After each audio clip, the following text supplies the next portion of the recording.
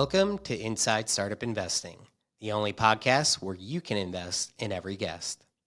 On this episode, I will be speaking with Michael Mojaver, CEO of Epilog, currently raising on Start Engine. Epilog is a really interesting technology company that enables any vehicle on the road to become an autonomous driving vehicle. A few things to listen for in this episode if you are interested in Epilog from an investment point of view are first, Michael comes with decades of deep vision and physics experience. It's his incredible knowledge of vision technology that has allowed him and his team to develop autonomous technology that at times outpaces that of the large automakers. The second thing that is really exciting about this company is the idea that they are enabling anyone to be able to have an autonomous vehicle for just $1,000. Since we can't all afford or want to buy Teslas, this is a really unique option and one that doesn't exist in market today. Lastly, this is a company that has been in the R&D phase ensuring this technology actually works for the past several years, but the team is now turning on their commercialization strategy and beginning to go to market. If you want to invest in a deep technology, AI-powered company, but don't want to have to wait years to see the company actually go to market, this might be an interesting company for you. So with that, let's get on to the show and welcome Michael. For those who don't know who you are, Michael, give us a little bit of background on yourself and how you came to found Epilog. I'm basically a vision expert, so I started about 30 years ago in physics research. That was particle physics at CERN, and I was always interested in basically like vision capability that compares to human capabilities. So that's a really difficult challenge. I think you see a lot of things happening with AI now that people used to do, and the vision is one of those, and in fact it's like the toughest one. So almost like 95% of things that you do every day are based on your vision, like drinking a cup of coffee or whatever it is that you do, driving a car. And the human brain is sort of like at a whole other level compared to any other machine that we have today. So it's sort of like taking me almost like 30 years to get it to a point where we can fit it in a box, that capability. There's quite a few applications for this, as you can imagine. Almost everything you do can be that involves vision. That's 95% of what you do. Essentially can be put into a box now. So like the earliest thing or like the most interesting thing that we're working on is basically the ability to drive a car, and that's something now we have canned in a product called SideCar. It's not as good as a human yet. It's sort of like a cost computing issue. It's been always like for 30 years now. How do you fit like that, all that capability that we have in our head into like a box and offer it to consumers at a price of say like $1,000 or $5,000? I think like Tesla is selling them for like $50,000, but I think eventually it'll be just standard, maybe in 10, 15 years, almost in every vehicle that you buy. That's one product, and then we have other applications also. Automation of sort of boring tasks that people don't want to do that involve vision. That's what I've been working on pretty much all my career. To understand this technology a little bit more, it almost seems unbelievable, I think, even still, right? The idea that a device like the one that you're creating can, basically drive a car for you and manage, the cars around you, switching lanes, knowing what's going on, stopping at a stop sign, reacting to a red light, all of these things that occur when you're driving. There's quite a bit of mental capacity that goes into driving a vehicle. And the fact that this device you're creating can frankly manage that process, again, almost seems unbelievable. Can you at least, for the layman, help us understand a little bit of the types of things this technology has to be able to do to enable such a kind of incredible feat?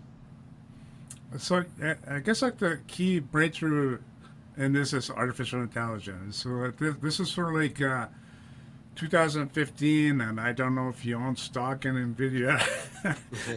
The reason it's sort of like climbing to like infinity for the past 8 years. We started in 2015, like when it was introduced, because I've been looking for this capability for a long time. And it's not exclusive to NVIDIA, I should say. There's other companies that are, bringing probably even better solutions over time. But it's sort of like a change, it's a paradigm shift. So, before we were doing, like I could say, like the first 25 years of my career, we were trying to be exactly like you're describing. Like, how do you figure out, there's a car in another lane, and like, how do you know it's even a car? Things that we, take for granted in our own vision, they are just really difficult, or it used to be really difficult to do with for computers to do.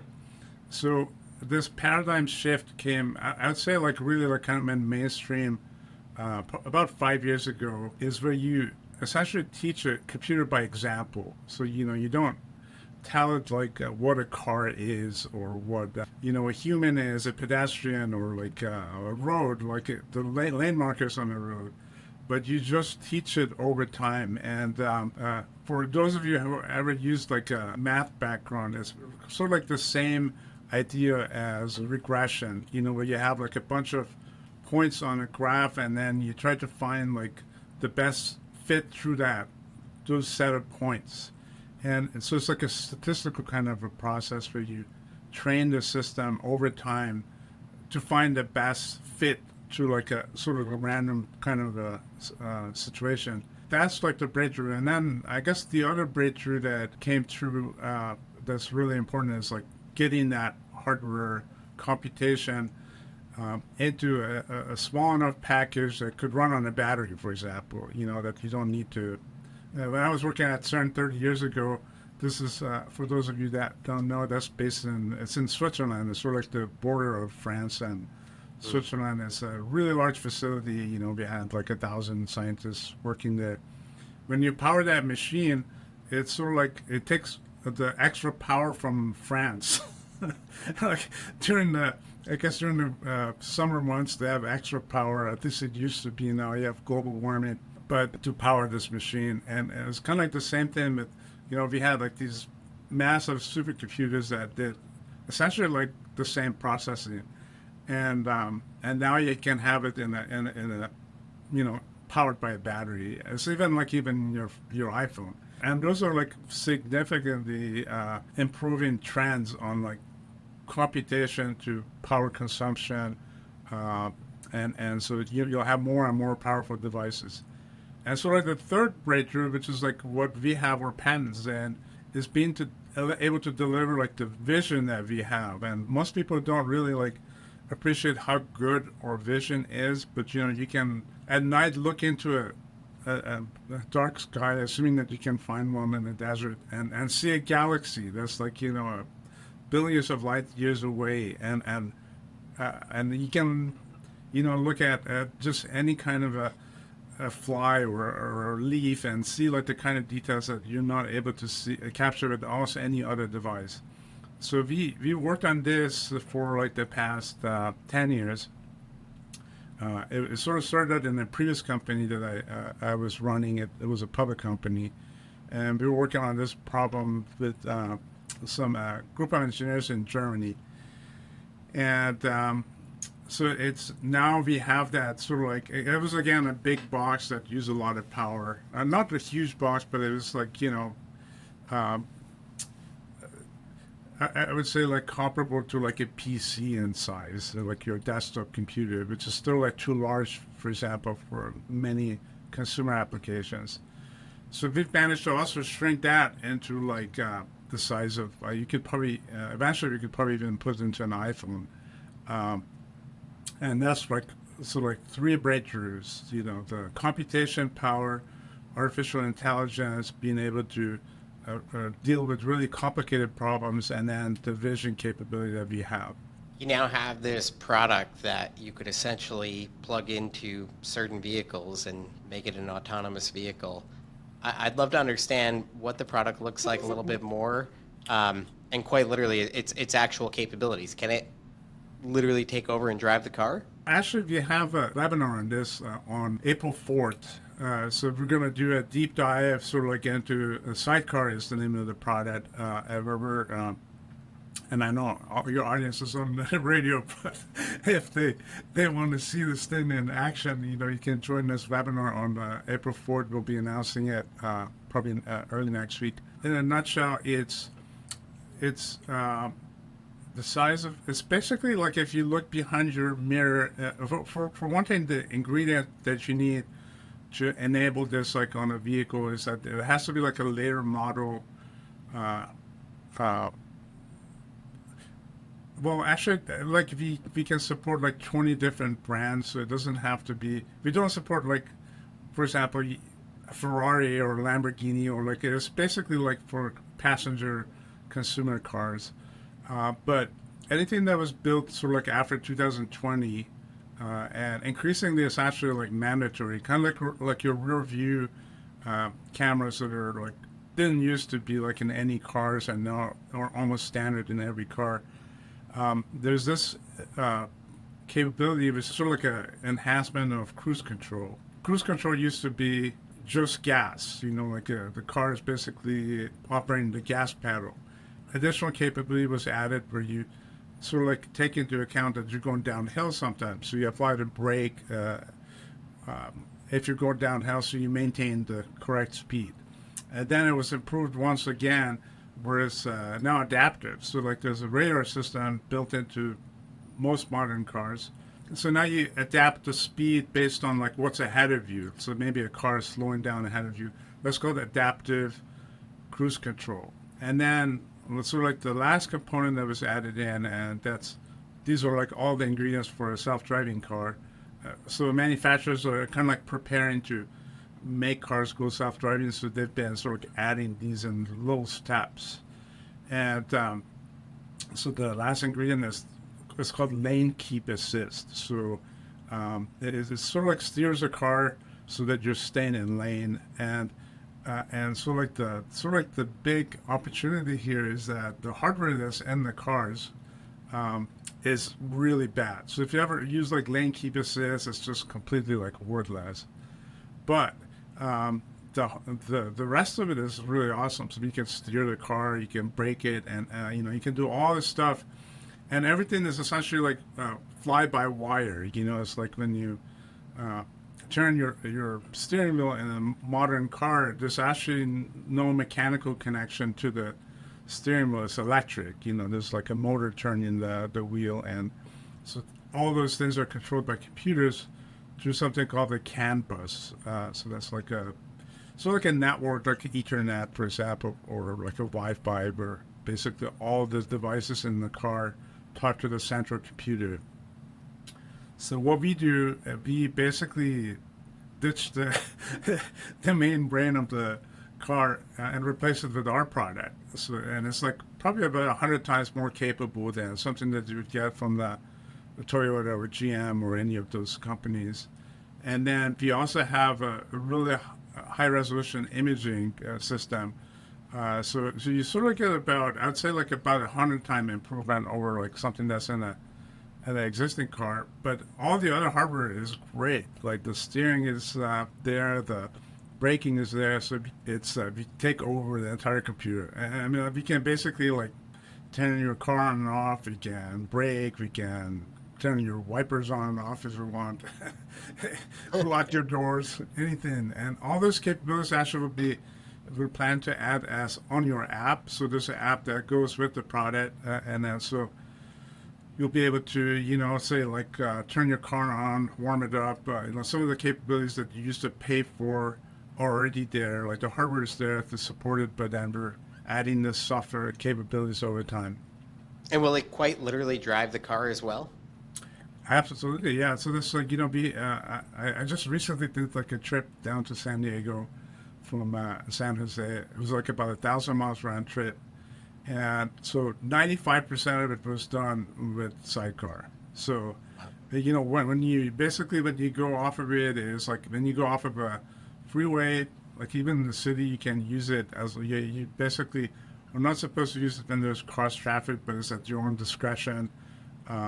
If you want to, and so the situations that you don't end up using it, for example, lights, when you go off the freeway basically, I'd say like 90, like maybe almost 100% of the freeway driving can be handled by SideCar right now.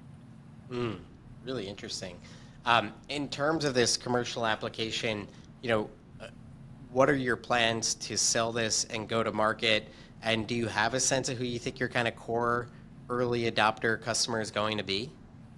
So early adopters are, like your usual, so like techie people that like technology and gadgets, and it's really like a useful device. It's basically like going back to the uh, being a caveman.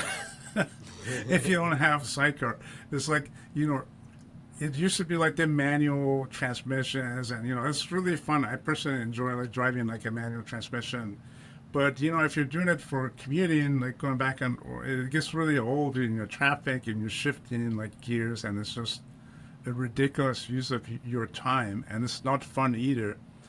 So like manual transmissions got replaced by automatic transmissions, and then uh, essentially like the cruise control got replaced with adaptive cruise control. That was like another level of convenience for like everyday driving. Next level was like, why do you even have to steer?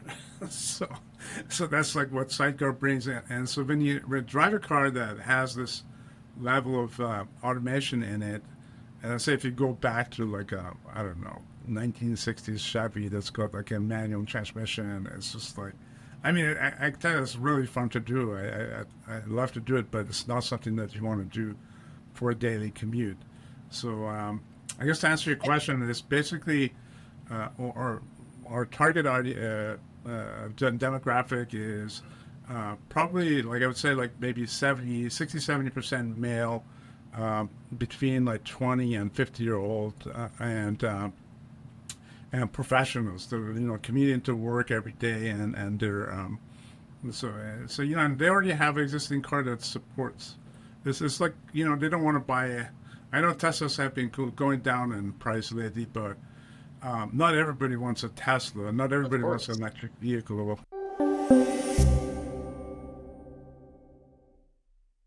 And what is the price point of the product, and where are you selling it? Like, what is your go-to-market strategy?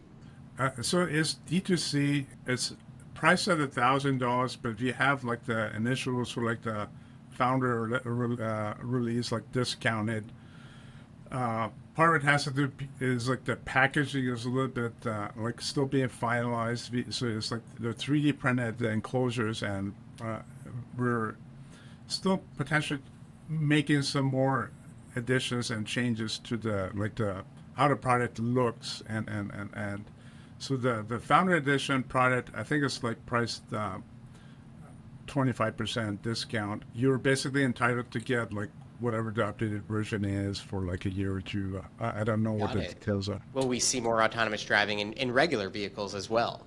I think probably if you buy a car in 5 years, I think you could probably expect that it will have like the same kind of features as Sidecar. But I think we'll be like ahead of that also like in 5 years or two.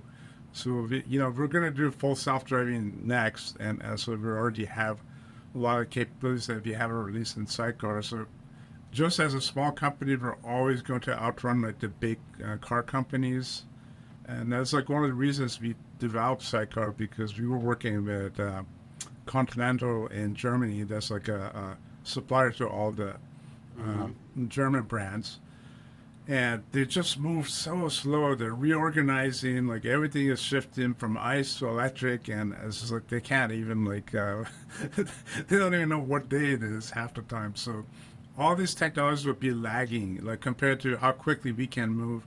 So we'll be able to, you'll be able to upgrade. And the other thing is also like with a car, when you buy it, I remember like when like the navigation systems were a big deal. Well, you get one, and a year later it's obsolete. And guess Right, I what? remember that too.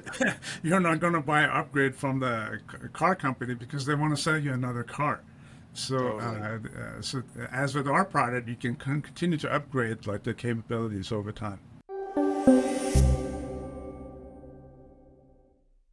When you think about what success looks like for you guys in 2 to 3 years, where are you at? What does that look like? So yeah, I mean, I guess like the most exciting thing is that we're like now switching over to revenue.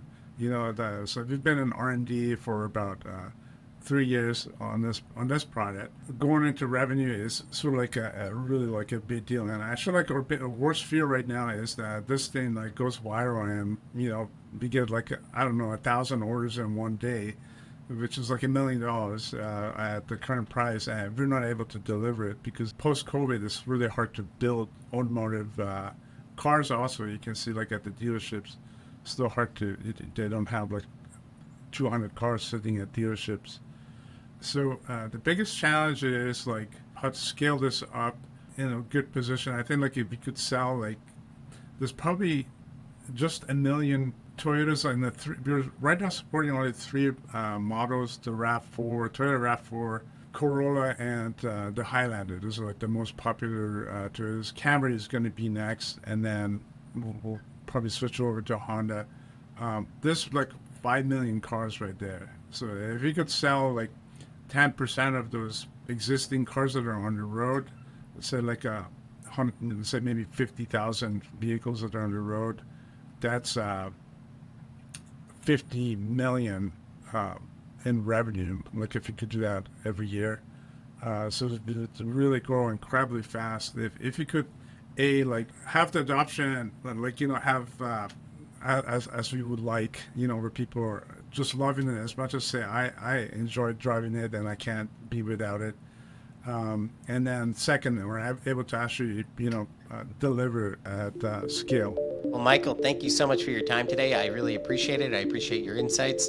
And thanks to our listeners, as always. Have a wonderful day. Thanks, Chris. Nice being to you. Bye-bye. If you liked what you heard on the show today, you can check out our research on Epilog at Kingscrowd and invest on Start Engine until April 28th, starting at just a $200 minimum investment.